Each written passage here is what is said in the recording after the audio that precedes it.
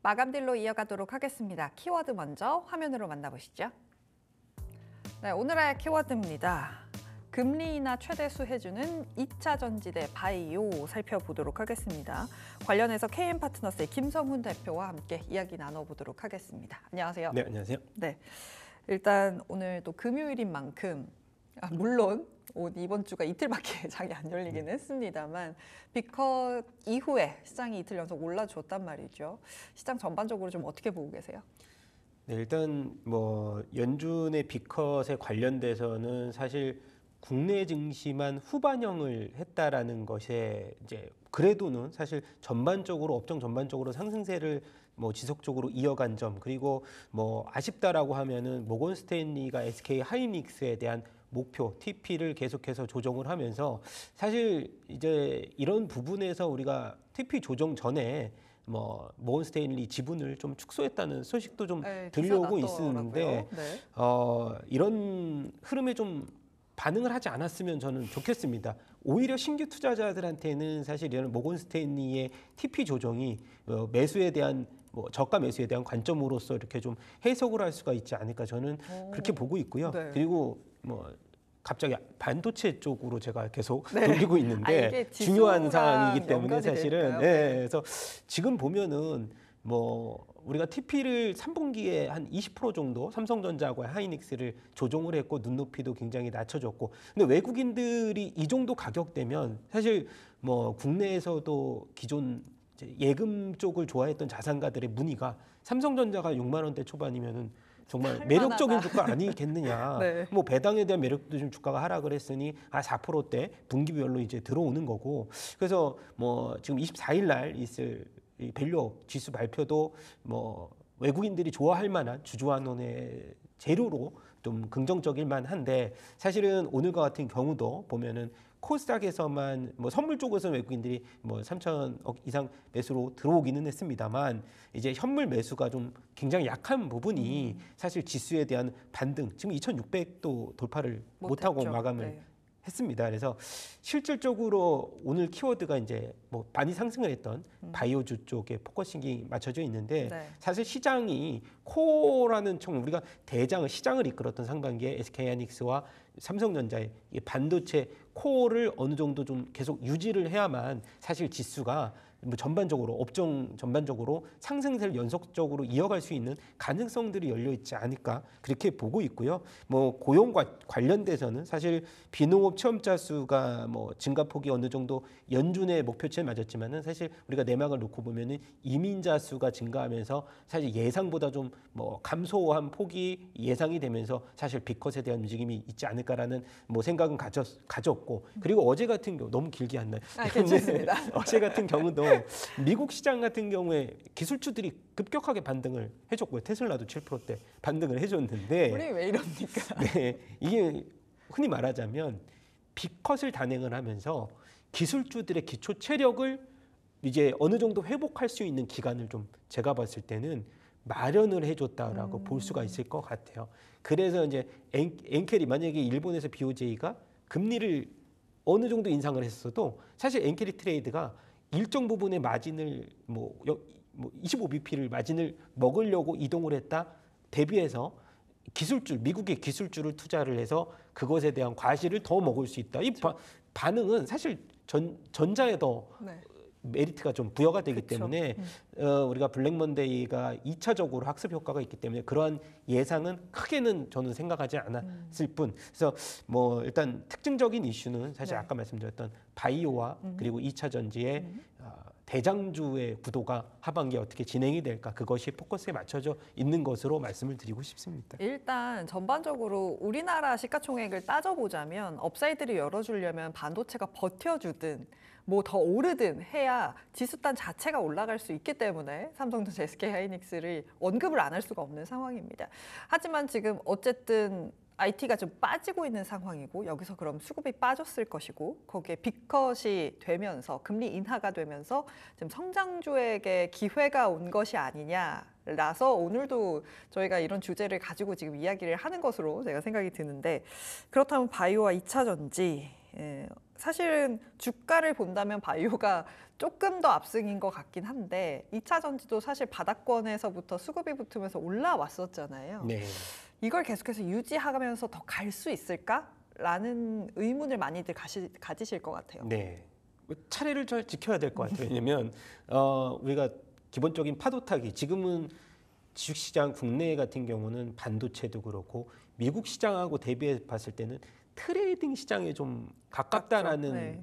생각이 들고 있습니다. 그래서 최근에 숨고르기 기간에 바이오주들이 급격하게 랠리를 이어갔다는 점이 사실은 뭐 저희가 점수를 더 주자면은 지금 당장으로서는 바이오주가 사실 지금 대장은 맞겠다. 워낙 퍼포먼스가 크다 보니까 예, 그래서 지금 2차 전지 산업을 잠깐 말씀을 드리면 그래도 해리스 트레이딩에 힘입어서 좀 반등폭을 일정 부분 줬고 그리고 이제 우리가 10월 달에 3분기 실적 시즌으로 돌입할수록 사실 바이오주도 그렇고 불리한 건 사실입니다. 2차 전지도 불리한 건 사실인데 그나마 전기차 캐즘에서 극복을 하자면 완성차는 하이브리드로 극복을 했다면 2차 전지는 ESS로 극복을 해야 되는데 솔직하게 말씀드리면 ESS에서 국내가 사실 국내 기업들이 어느 정도 이제 성장세는 유지가 되지만 그것을 적자 기업이 흑자로 돌아설 수 있을 만한 퍼포먼스는 아직까지 좀 부족하고 1위는 뭐 아시다시피 중국, 그다음에 2위가 이제 지역별로 수요를 보자면은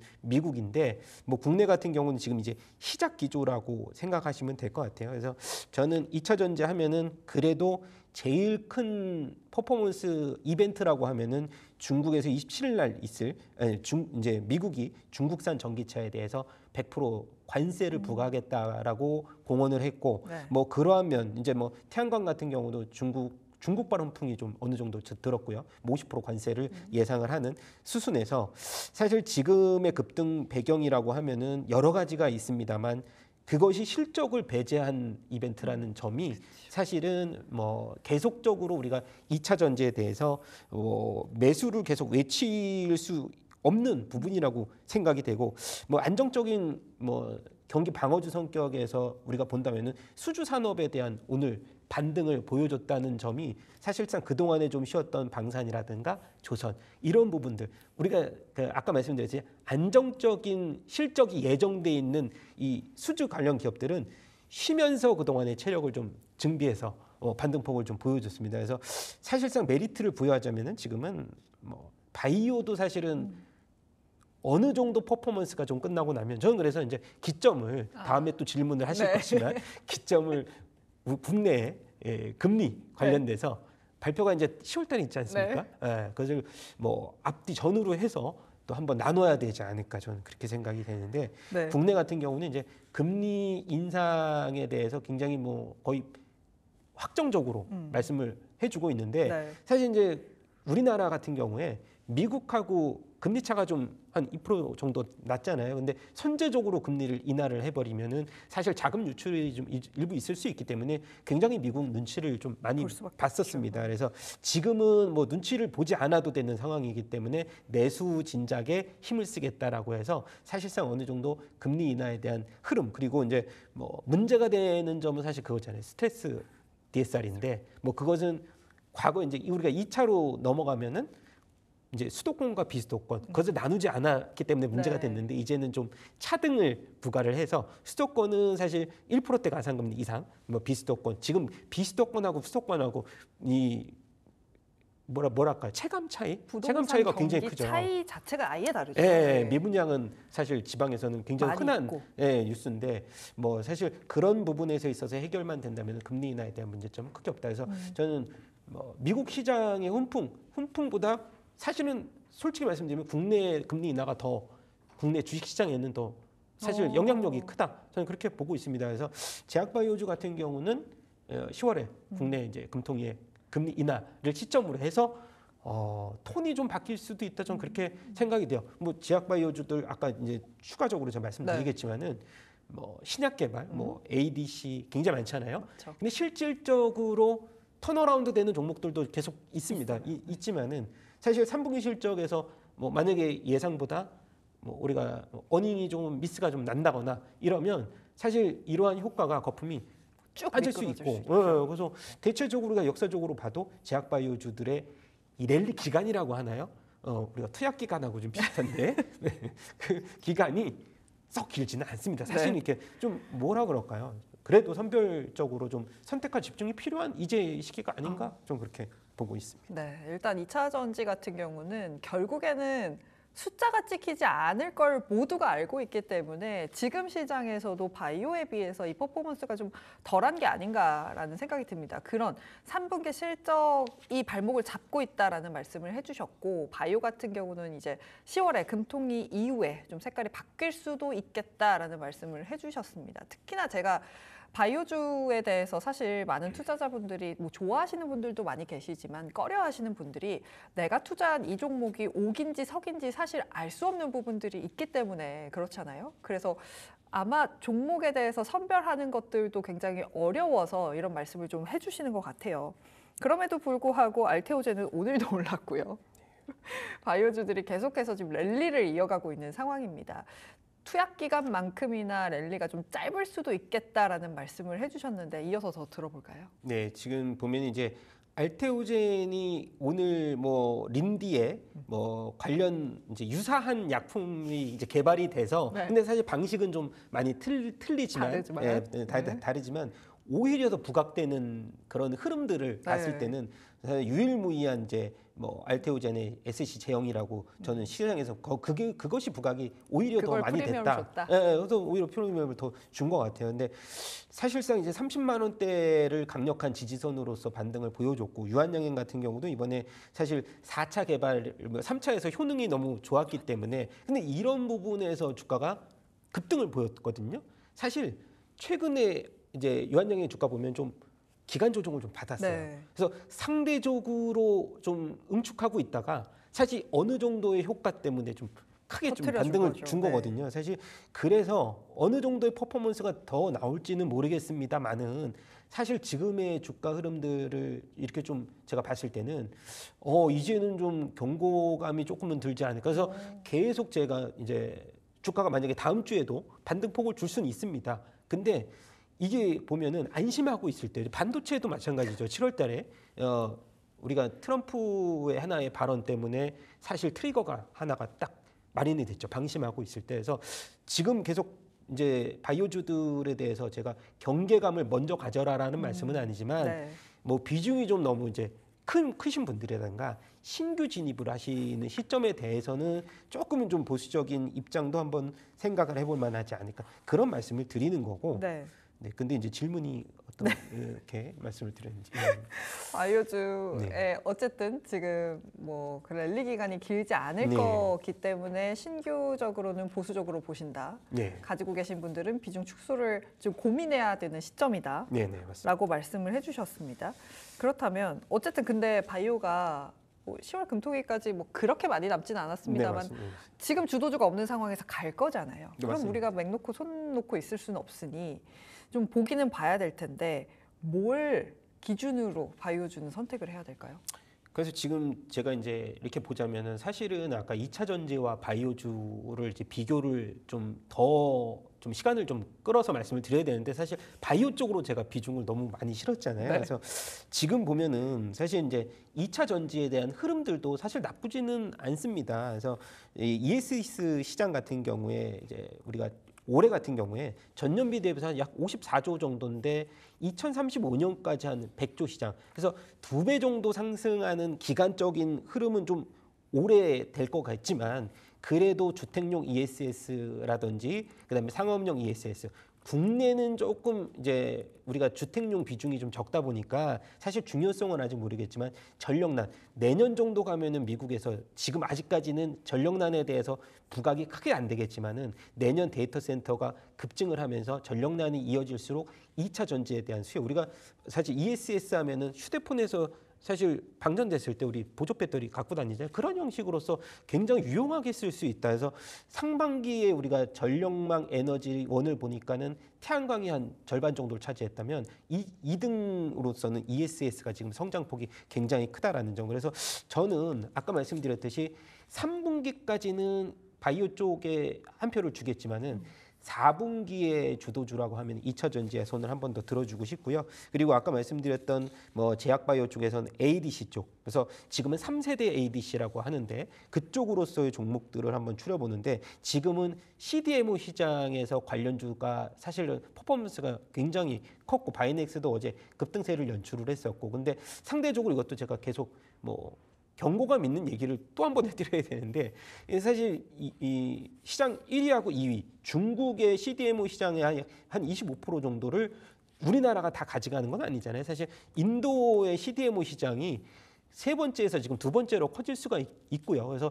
상대적으로 삼성전자가 지금 글로벌 4위에서 3위 정도로 이제 점핑을 할 거지만 그와는 이제 부차적으로 CDMO 시장을 진출하는 빅파마, 국내 빅파마 기업들, 뭐 셀트리온, 대웅제약 이런 차기 주도주들의 흐름은 좋아질 수 있겠지만 그것이 실질적으로 뭐 CDMO 위탁 생산을 레퍼런스 없이 받을 수 있느냐 그것은 사실 의문이 된다 그렇게 말씀을 드리고 싶고 그래도는 순서를 정하자면 그래도 제약바이오를 당분간은 손을 들어주고 싶다 그렇게 말씀드리고 싶습니다. 그러면 지금 3분기는 바이오, 4분기는 2차 전지고 CDMO 같은 경우는 삼성전자 이외에는 볼 종목이 없다라고 정리해도 되는 거죠? 너무 단정적으로보다는 뭐 사실 레퍼런스를 보더라도 그렇죠.